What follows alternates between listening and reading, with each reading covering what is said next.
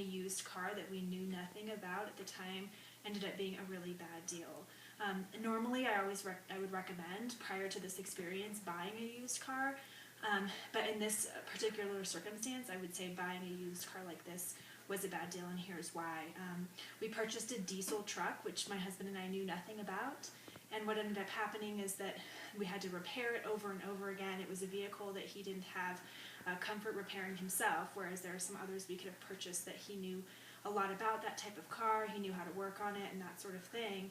And with this truck, we just trusted what we were being told, and we didn't go get it checked ourselves by an outside mechanic.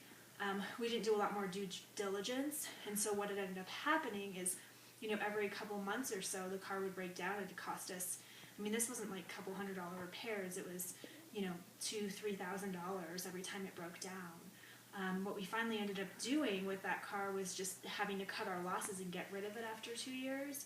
But really, from the initial purchase and all of the expenses that we had to pay for the vehicle, it ended up really being a bad deal for us. So I'd recommend, when looking at a used car, really, really, really have somebody look at it and make sure that there's comfort, around what you're buying, how to work on it, and you're familiar with it, because for us, buying a used truck that we knew nothing about was definitely a bad deal.